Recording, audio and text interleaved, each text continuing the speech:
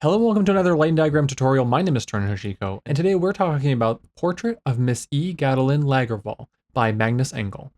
If you want to make your own lighting diagrams for free and easily, or to follow along with the steps that I'm taking, you can get my free Filmmaker Tools template for Draw.io from my Patreon. I have a link for that down in the video's description. And that includes all the tools up here so that you can just get started in making your own lighting diagrams. Draw.io itself is a free and open source diagramming software. You can find that link also down in the video's description. While you're at my Patreon, you can join as a free member or support these kinds of videos as a paid member. Tiers start at just $2. I am trying to reach 100 total members between the free and paid tiers and really appreciate all of the supporters that I have over there already. So let's get started by talking about the painting itself. Now, this is a relatively simple lighting setup because we basically have one light source, which is what is casting all of the light onto her right side, our camera left. Now, we will be talking about the shadows like this one a lot because we have a single source and that light is kind of creating a pre-Rembrandt triangle where the nose shadow is reaching across and starting to create the triangle of light without it actually being fully a Rembrandt triangle. If it was a Rembrandt triangle, this whole area right here would also be dark and we would just have the triangle under her eye. So it's kind of the stage before we get to a Rembrandt triangle. And because it's not then, we actually have light on this side of the face. Some of that is probably reflected off of the wall or curtain that's right behind her, but I think a lot of that is also just kind of wrapping around and coming off of her book.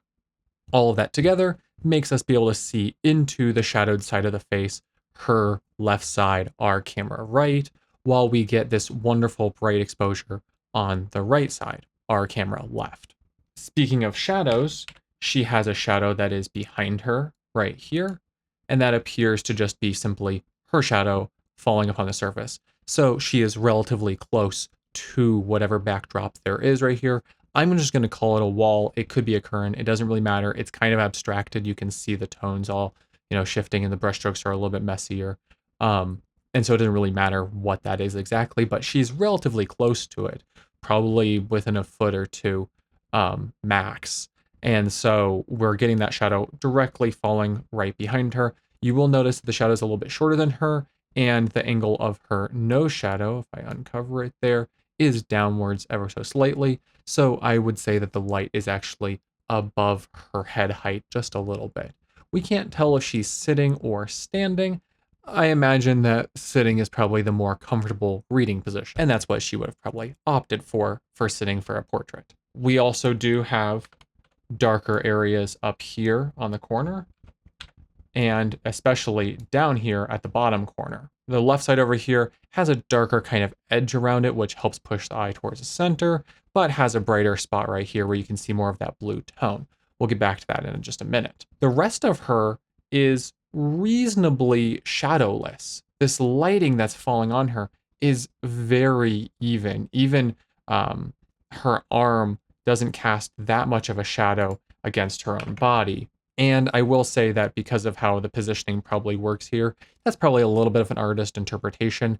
That shadow probably, quote unquote, should be darker, but it's not. We keep the visage of the white dress throughout.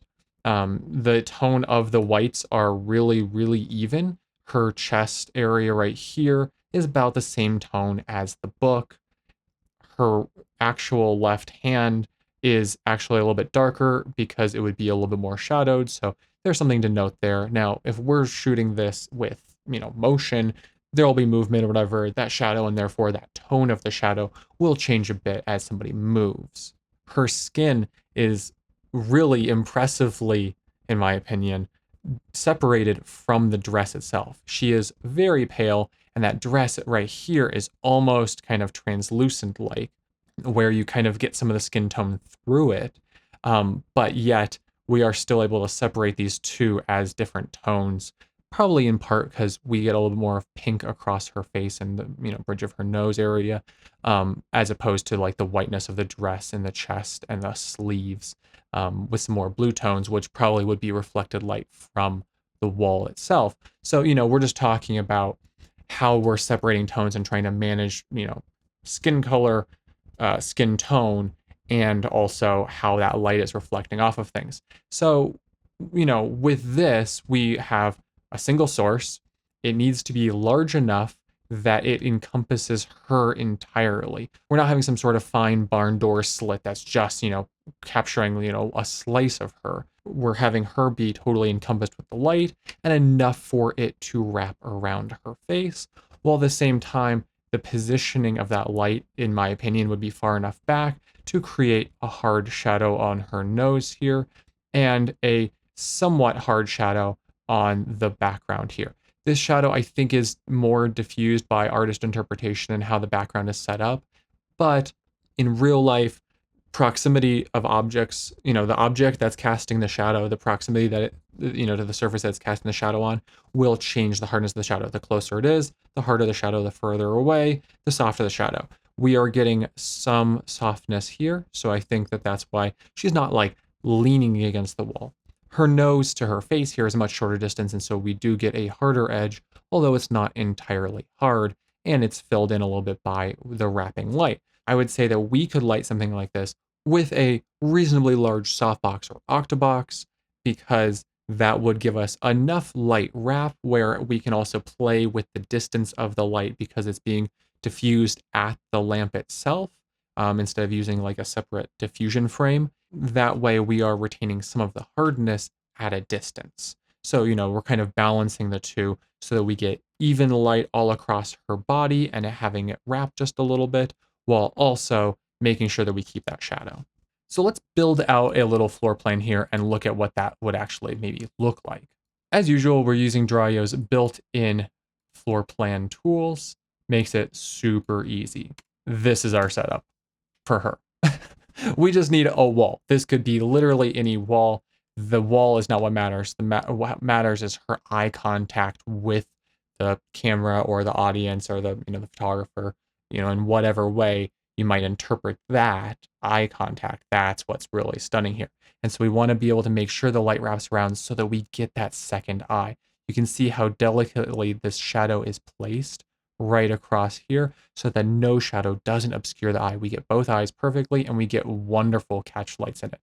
Also, one trick that I love is looking at the catch lights in a painting or, a reference image and seeing where the light sources are coming from. This is coming from the top left of the camera. And so that is in line with what we were kind of predicting based upon the shadows.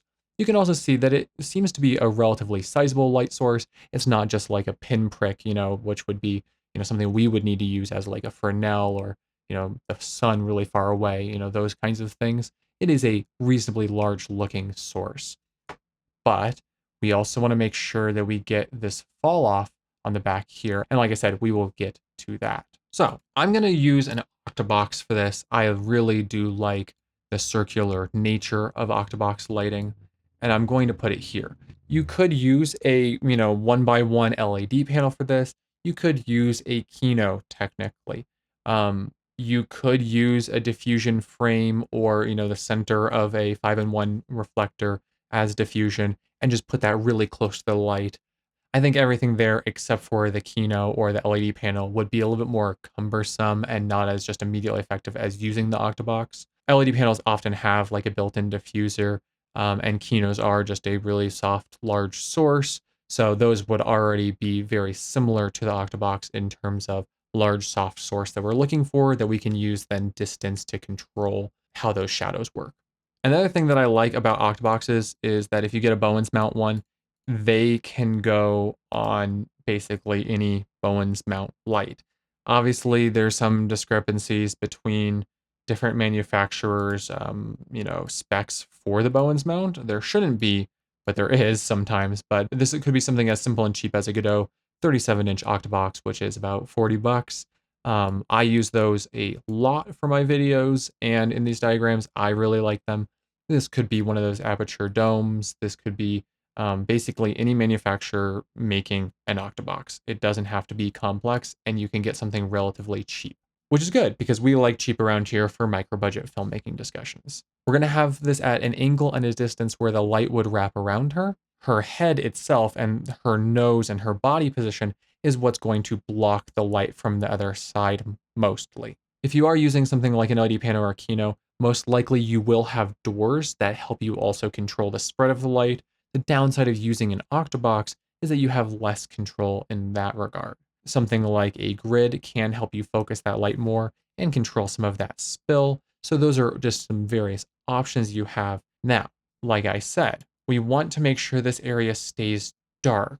So I think what I would do, if I really wanted to make sure that this area stayed dark right here, is I would get a flag and I would put it halfway, maybe a third of the way from the octabox to her. Now, the distance of this depends on how hard we want the shadows to be. If we put it right in front of her as, just outside of frame, basically, this shadow would be a lot harder. If we put it back here, it's going to be a lot softer. And so we can use this to cut just a little bit of that light right here. Now, we want to make sure it only affects this region. We don't want that flag far enough, camera left to impact this side of her face. We are not wanting to block that side of the face out. And lots of times you see me use negative fill to bring shadows down. I don't want to bring this shadow down because, especially if there's movement, I don't want to risk losing her eye into the shadow any more than it has to be. And similarly, if we want to create the darker edge here and have this tone be just a little bit darker to push our eye towards the center, we could do a similar thing with a flag on this side as well. Or we could use something like an open-sided single net to actually just feather this a little bit so that it's darker and it has a more even transition from the dark to the light part and then to her. Once again, making sure that we're not getting that net onto her skin or her shoulder at all because we don't want to darken those. If it darkened her hair a little bit, I don't think that would matter, but it would be something like this to control the left side and also the right side and how that darkness is feathered in towards this really bright center without affecting the exposure on her directly. So the octabox or softbox is just one option that you have here. Like I said, you could do this pretty easily with most LED panels that have barn doors as well, and those could further help you control the shadow and shape of the shadow behind her. This flag also would most likely help with the light down here, and keep in mind that we are having a slightly downwards angle coming across. When I've done things like this in the past, I have used an LED panel and that has worked out quite well. Sometimes with LED panels, the light can be a little bit harsh, so I would just put some diffusion right on the front of it if it didn't already have a built-in diffuser.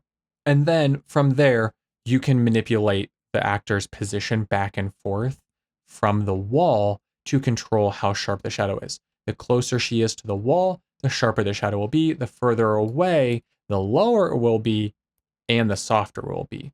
So I am saying she can be, somewhere kind of in a moderate position right there.